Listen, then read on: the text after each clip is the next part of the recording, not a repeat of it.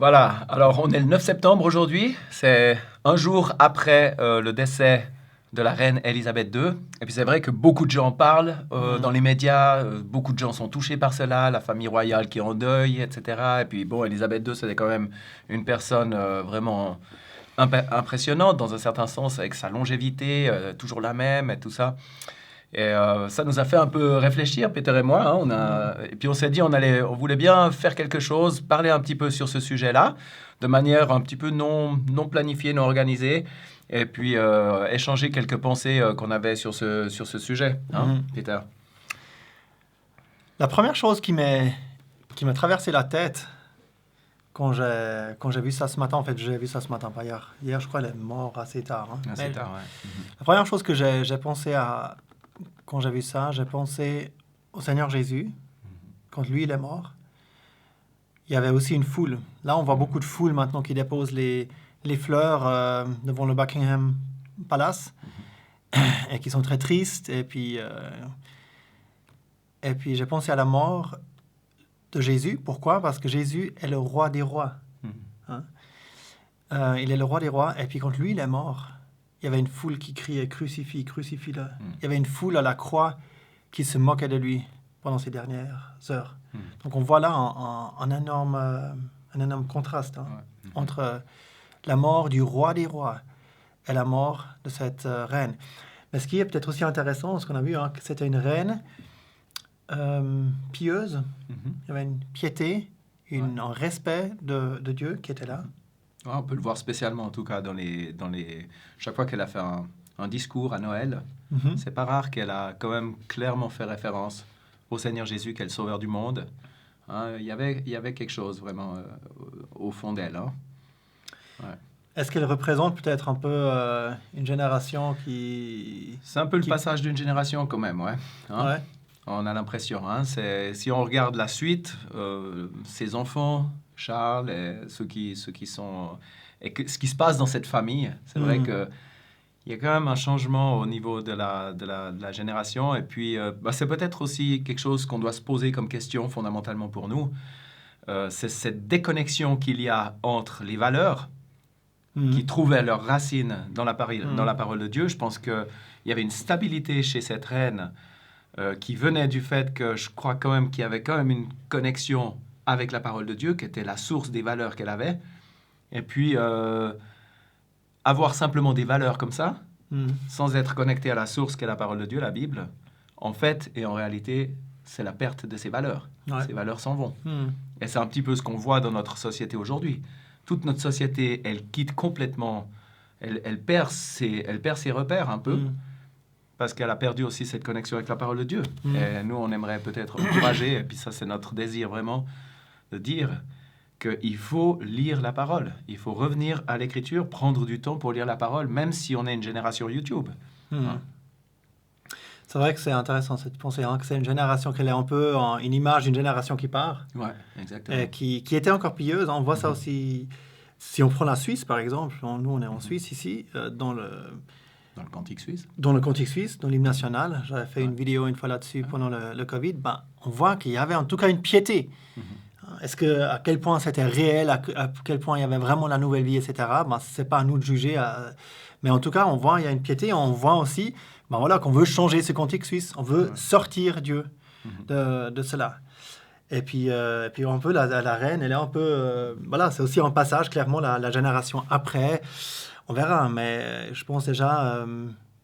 je crois que tu avais lu quelque chose sur où Charles trouvait son réconfort. Et il n'y avait pas une mention de Dieu. Pas de mention de Dieu, pas de mention de la foi, vraiment. C'était une mention simplement du respect que cette reine avait pour certaines choses, et on ne sait même pas qu'est-ce que c'était. Enfin bon, ça c'est... Mais véritablement, je pense qu'il y a cette problématique, et aussi en même temps qu'il y a ce changement, je trouve. Voilà une reine qui était très stable, dans un monde qui était relativement stable. Elle s'en va, et puis elle est remplacée par beaucoup d'instabilité, et puis le monde est de plus en plus instable. C'est vrai, aussi. Intéressant. Et quelque part, je me dis aussi, c'est aussi des signes que Dieu donne, et qui devraient nous faire réfléchir aussi pour la suite, quoi. Comment est-ce qu'on veut continuer? Et c'est une question pour chacun d'entre nous. Puis finalement, c'est aussi une question pour ta famille à toi, pour ce qui se passe chez toi, tu vois. On a besoin de cette stabilité. Ben, cette stabilité, tu la trouves dans la parole, tu en as besoin. C'est nécessaire. Ouais. Ce que je trouve aussi frappant chez cette reine, c'est le témoignage qu'elle donnait à Jésus, de Jésus, hein, enfin, son témoignage par rapport à Jésus plutôt, comme c'était pour lui son guide, son modèle, où elle trouvait ses valeurs.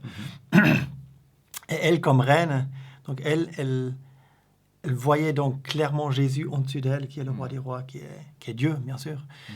Mais c'est quelque chose qui est remarquable, en tout cas. Qui est remarquable. Et qui est aussi, je pense, Enfin, je m'excuse, je t'interromps. Non, c'est bon.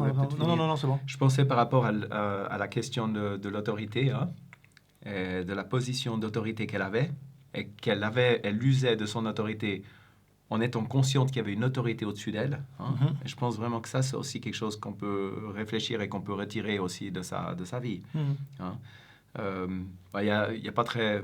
C'était hier, on était réunis dans l'église là où on va, et puis on étudiait dans le livre de Daniel, l'histoire de Nebuchadnezzar. Puis on voit au chapitre 4 du livre de Daniel, on voit comme Nebuchadnezzar se convertit.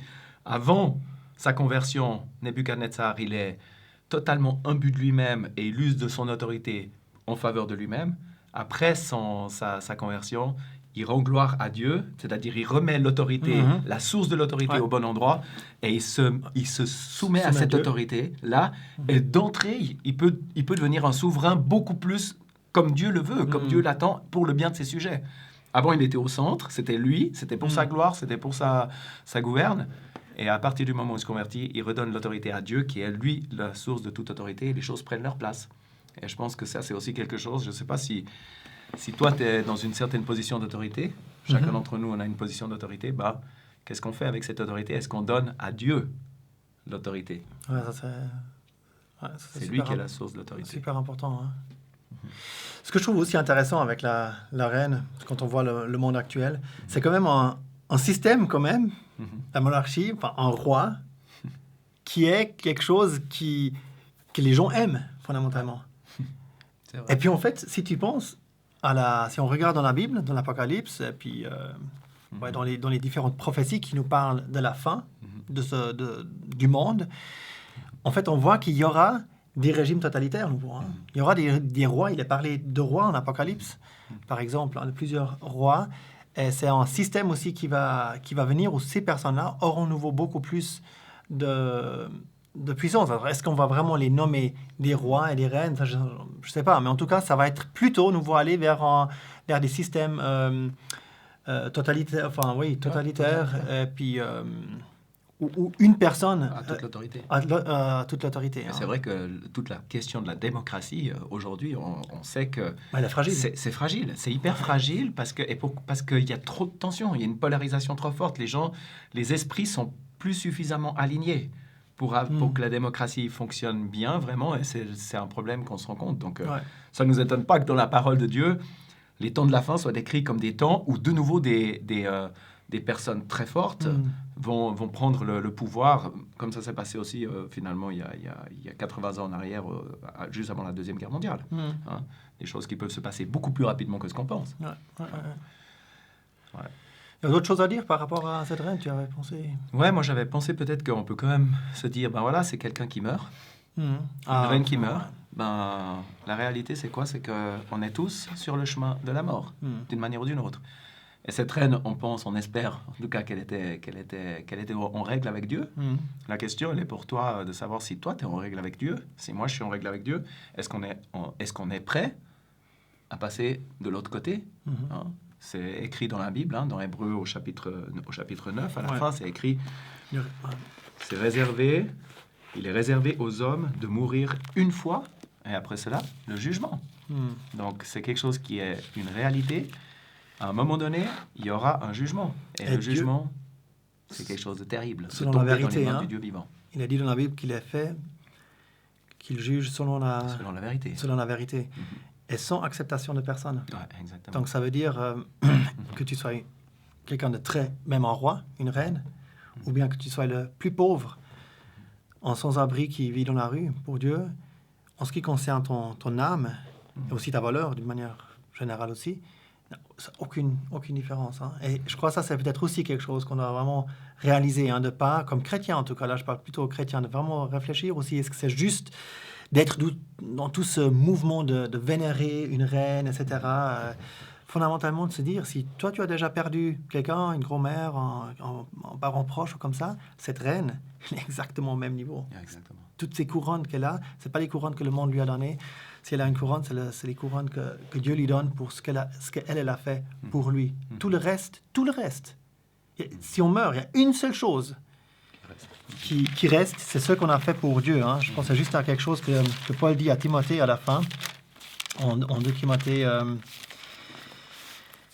en 2 Timothée 4, où il savait aussi c'était la fin qui était venue pour lui, où il dit « J'ai achevé la course, j'ai gardé la foi, désormais m'est réservée la couronne de justice que le Seigneur juste juge me donnera dans ce jour-là, et non seulement à moi, mais aussi à tous ceux qui aiment son apparition. » Donc cette couronne, elle est réservée pour tout le monde.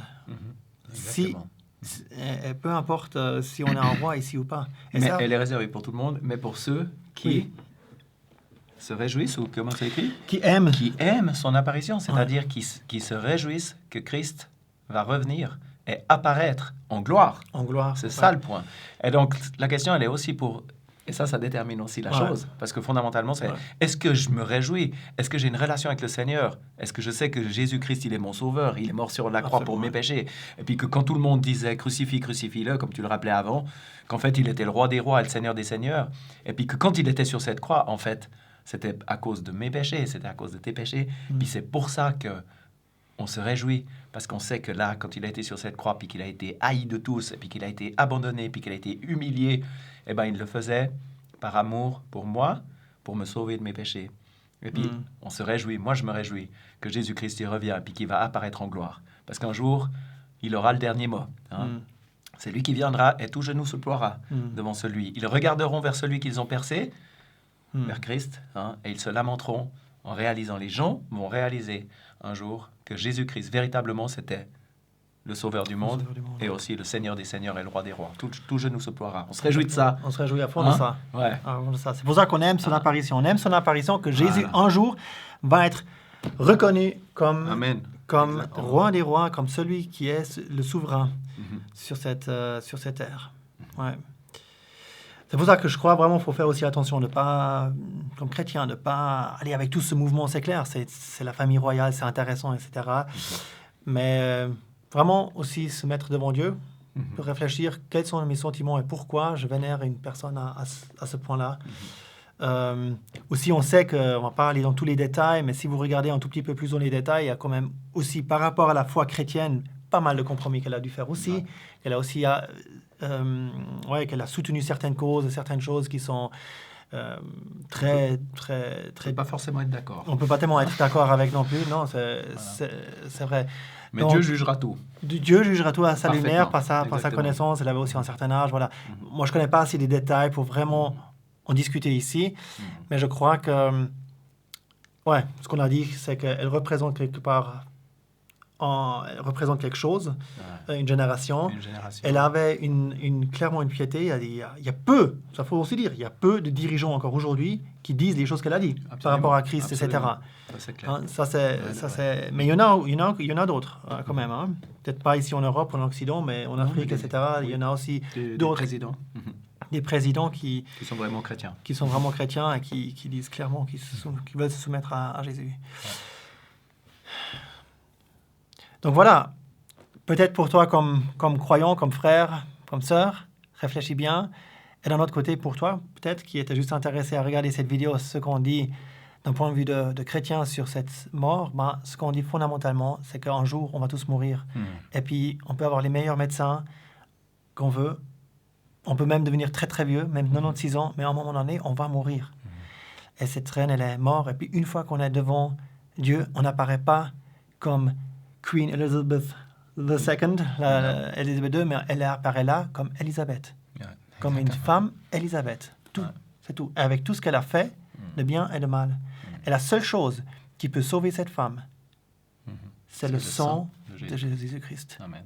qui s'est donné à la croix. Ouais. Et c'est fondamentalement la seule chose qui peut me sauver, te sauver aussi qui regarde. Amen. Et c'est ce qu'on te souhaite. Ouais. Et que peut-être cette mort et cet événement puisse aussi te parler à ton cœur, te prendre un moment de réfléchir sur ton avenir, où tu seras quand tu seras mort. Excellent. OK, merci et puis à bientôt. Voilà.